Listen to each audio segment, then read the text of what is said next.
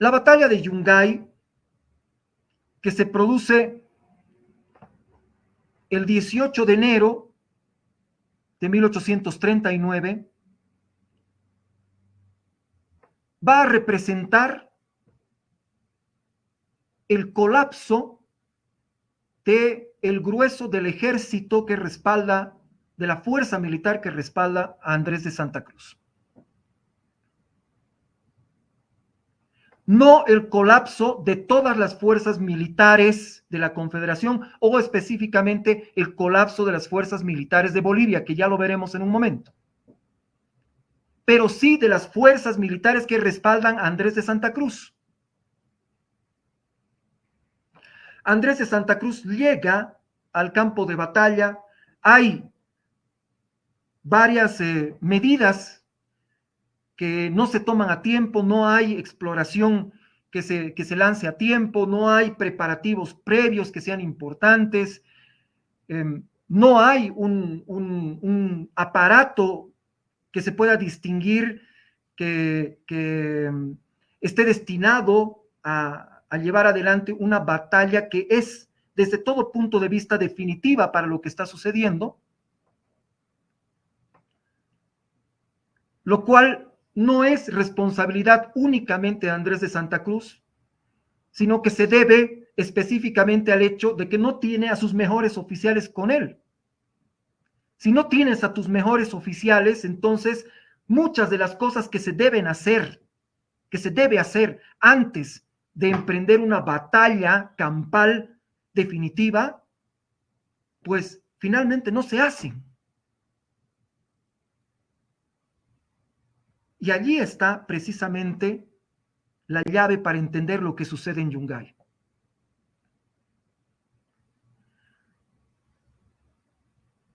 Hay una batalla muy dura en Yungay, hay una batalla muy dura. Hay una versión peruana y una versión chilena. La versión chilena obviamente dice que Bulnes organiza de una manera eficiente sus tropas, la caballería juega un papel muy importante en esta batalla. La versión peruana dice que Bulnes estaba listo para declararse en derrota después de los primeros choques durante la batalla, y es en ese momento que el general Castilla toma el mando de las fuerzas peruanas para levantar el espíritu de combate y lanzarse nuevamente hacia la batalla, y así se consigue la victoria.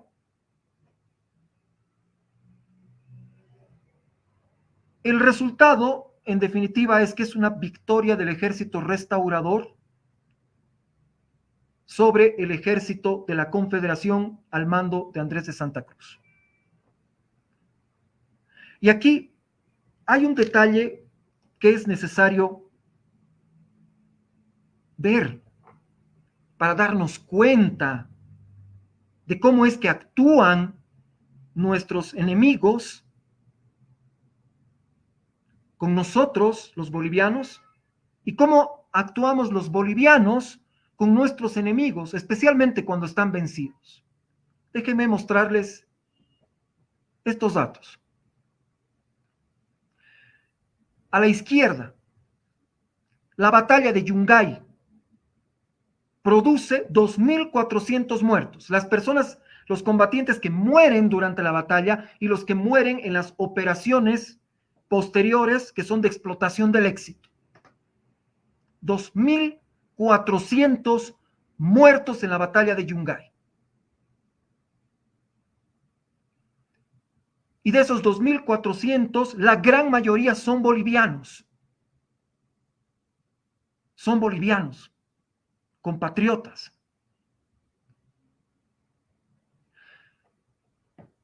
Pueden pensar que es normal, pero quiero mostrarles cómo es un final normal de una batalla de este calibre. Abajo, en la parte izquierda, batalla de Socabaya. La batalla de Socabaya, que ya la vimos anteriormente, hace 2 sábados, si no me falla la memoria. La batalla de Socabaya, que es la que la que funda la Confederación Boliviano-Peruana, es la Gran Batalla de Socabaya, que funda la Confederación, produce 600 muertos en el bando perdedor. 600. Lo que significa el 25% de las muertes que suceden en la batalla de Yungay. El 25% de las muertes. Y es una gran victoria, es una victoria definitiva.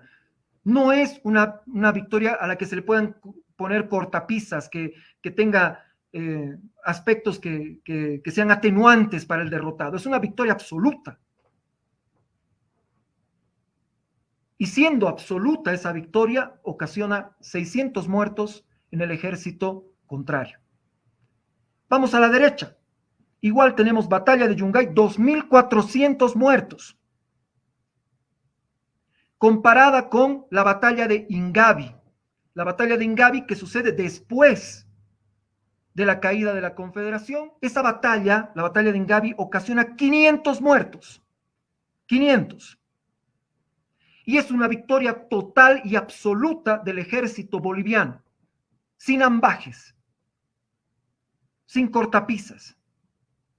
Y esa victoria total y absoluta, con categoría, produce 500 muertos en el bando perdedor.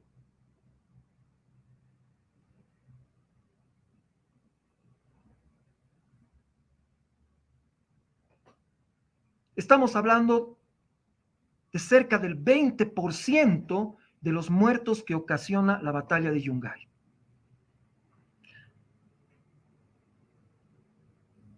Abajo van a ver ustedes cómo es que termina una batalla librada con honor, victoriosa hasta más no poder, pero con honor y respeto al vencido.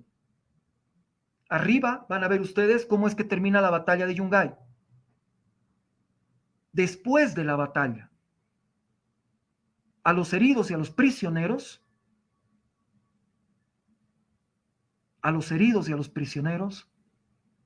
no se les respetó la vida. Las matemáticas, los números no mienten. Y tanto, por si hay alguna duda, tanto la batalla de Socabaya como la batalla de Ingabi son batallas que están al mismo nivel en uso de recursos y medios que la batalla de Yungay. Al mismo nivel. Y los resultados son espantosamente diferentes.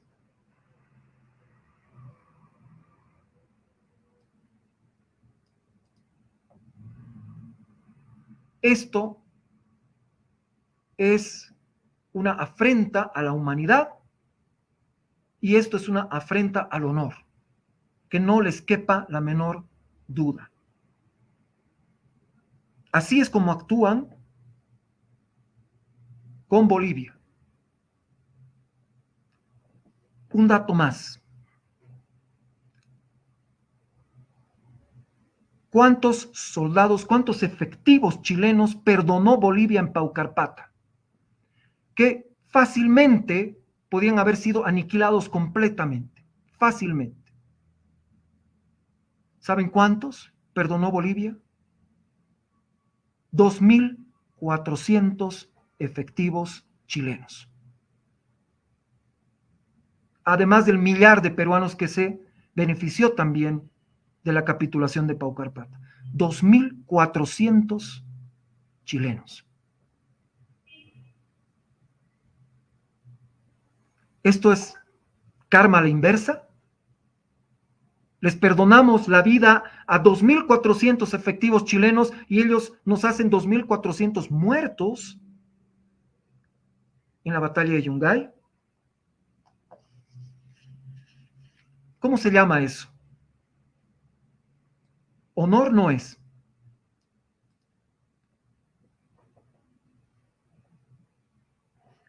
Ya habíamos dicho antes que la batalla de Yungay destruye el aparato militar que respaldaba a Andrés de Santa Cruz. Pero Bolivia, o la Confederación, si ustedes quieren, tiene todavía 2 ejércitos en pie de guerra. dos ejércitos. El ejército del centro, que está al mando del general Vallivian, entre Puno, Moquegua y el departamento de La Paz.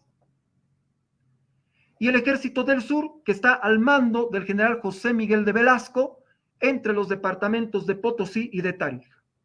No es que la fuerza militar de la Confederación o la fuerza militar boliviana ha sido aniquilada, a pesar de la matanza que hubo después de Yungay. No está aniquilada esta fuerza, ni mucho menos. Bolivia tiene en pie dos ejércitos que los puede utilizar para continuar la guerra o para buscar otras opciones.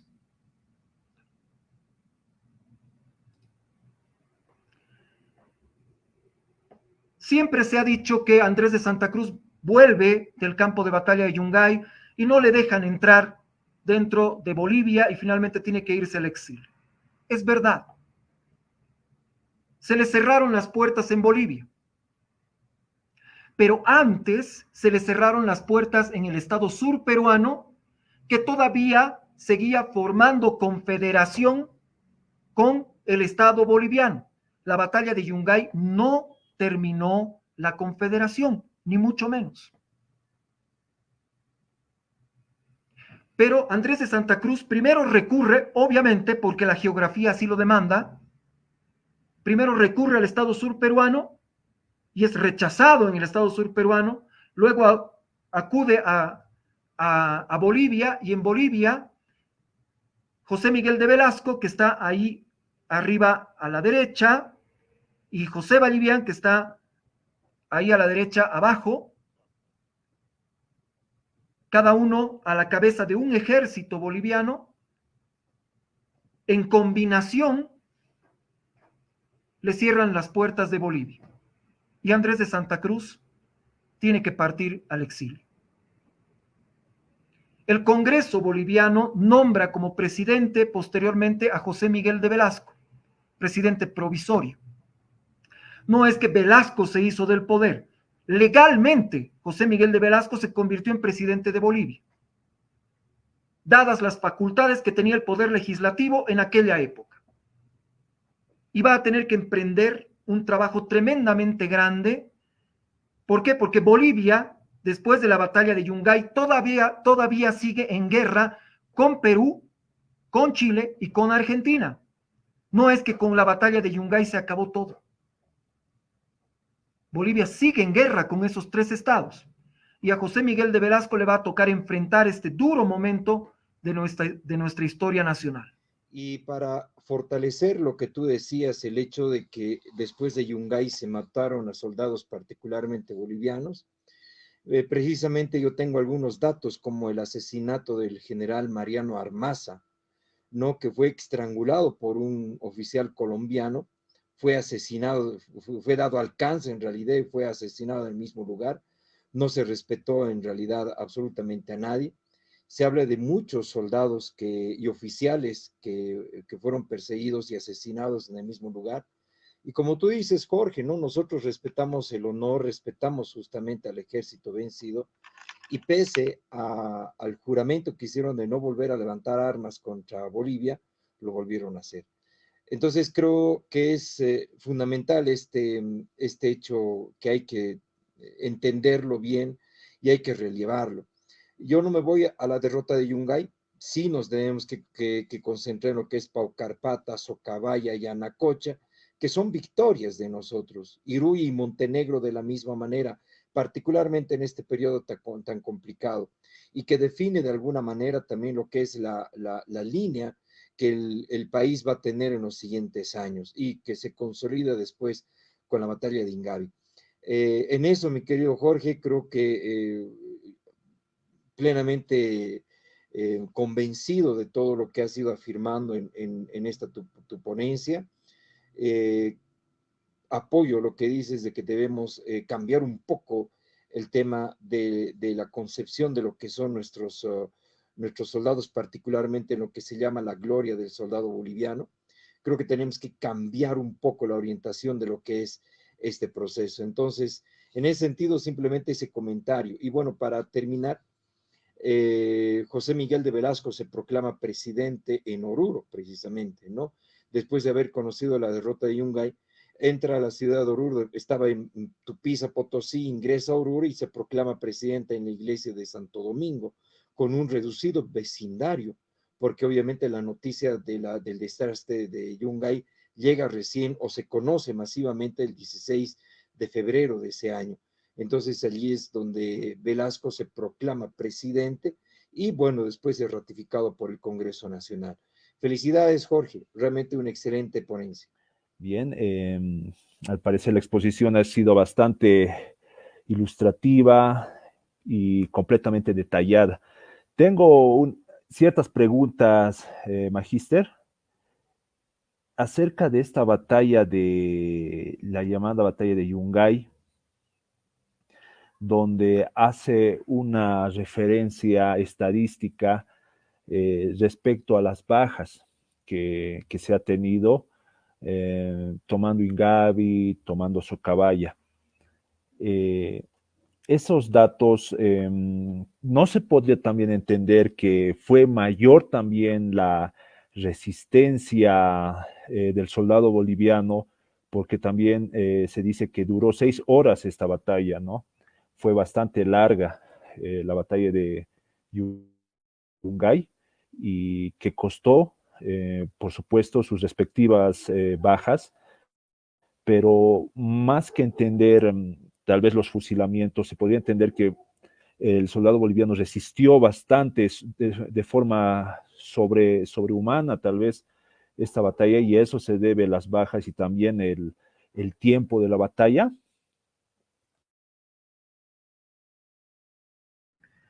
No lo creo de esa manera. Y tenemos que remitirnos nuevamente a la gran batalla de Socabaya y a la gran batalla de Ingavi, que fueron batallas en donde hubo una resistencia muy fuerte de muchas unidades peruanas, que combatieron con honor, con disciplina, con mucho coraje, y que finalmente fueron vencidas por circunstancias ajenas a su profesionalismo y a su capacidad combativa.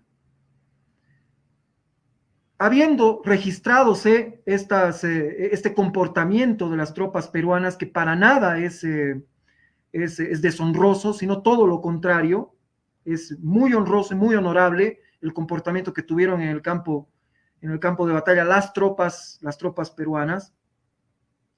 Tenemos que el ejército boliviano prácticamente sufre 5 veces más muertes que el ejército que pierde en la batalla de Yungay, y 4 veces más de fallecidos que la gran batalla de Socabaya. No hay estadística que resista eso, no hay estadística. No hay razón para que tuviesen que morir más de 600 o 700 efectivos bolivianos y peruanos en esa batalla. No hay forma de poder comprender la magnitud de la crueldad que se llevó adelante en ese día y en los días posteriores contra las tropas, específicamente contra las tropas bolivianas.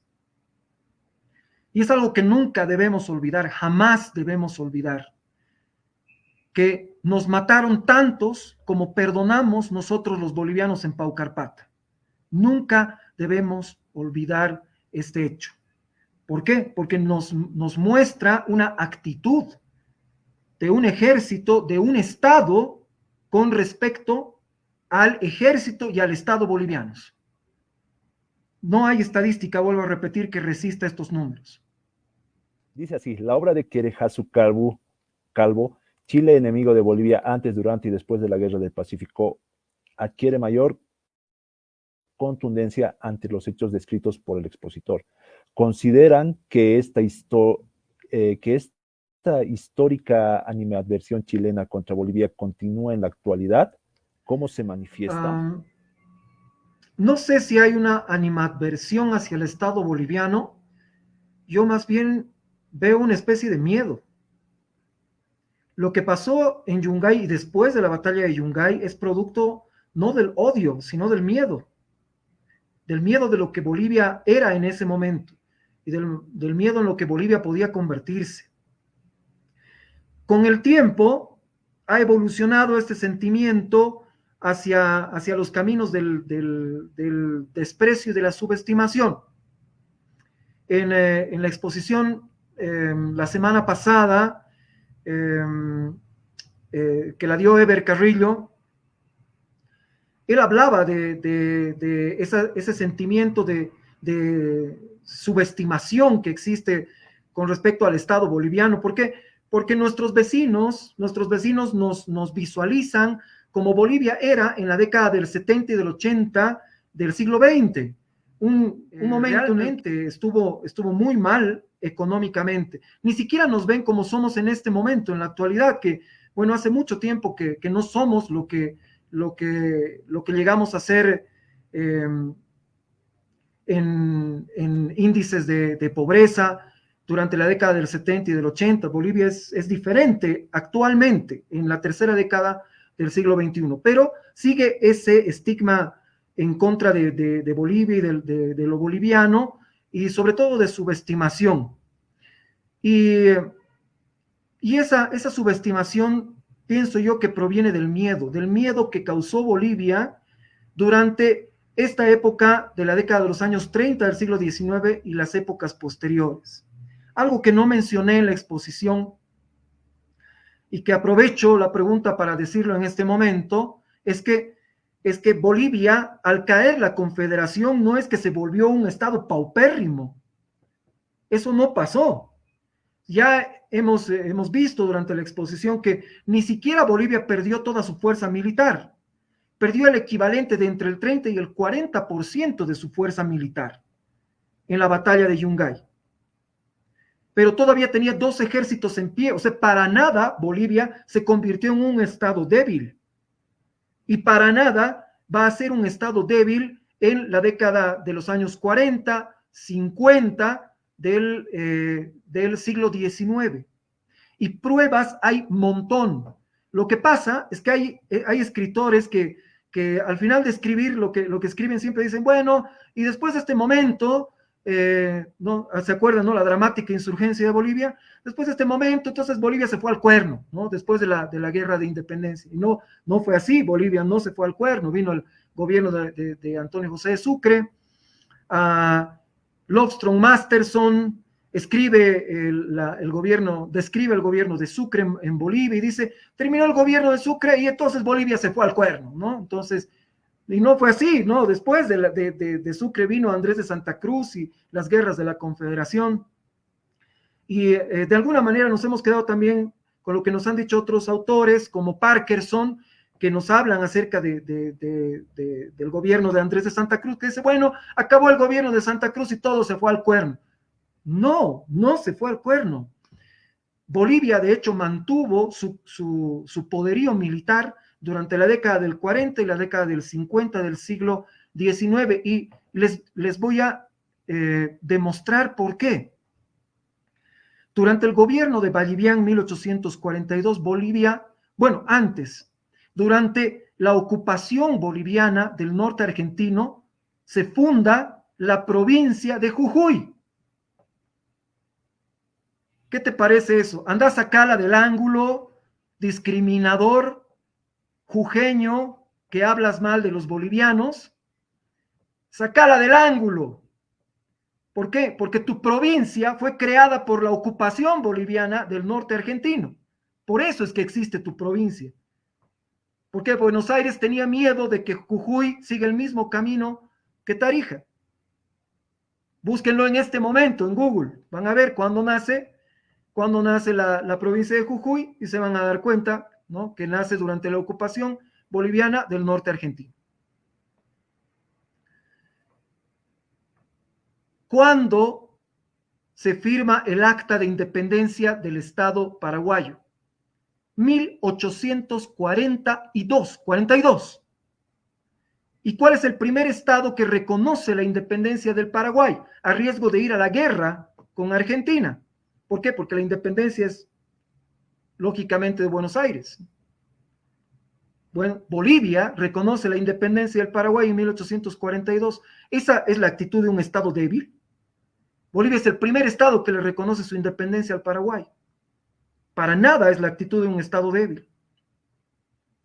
1853, hay amenazas dentro de una campaña política electoral en Lima, hay amenazas de invadir a Bolivia. ¿Para qué? Para saldar cuentas, ¿no? De lo que va a pasar, y Mauricio ya nos va a hablar de eso con la batalla de Ingavi y sus consecuencias.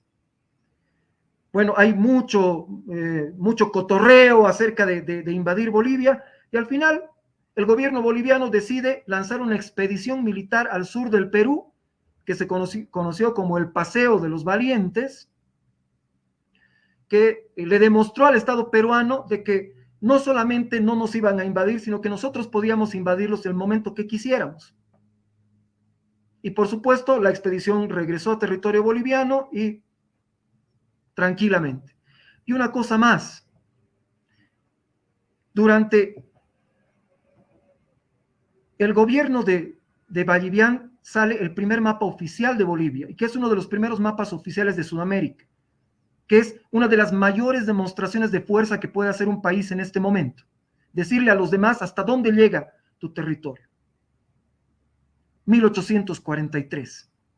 1859 aparece el segundo mapa oficial de Bolivia, que es el que todo el mundo conoce y que está en todas las oficinas públicas, ¿no? Y en el que se basa el supuesto mapa de pérdidas territoriales, ¿no? El mapa de 1859 es más grande que el de 1843. Bolivia está creciendo, no se está achicando. Y no hay nadie que le diga que no. ¿Por qué? Porque otros mapas de otros países comienzan a reflejar esa voluntad boliviana. Entonces, Bolivia es potencia la década del 30, la década del 40 y la década del 50 del siglo XIX.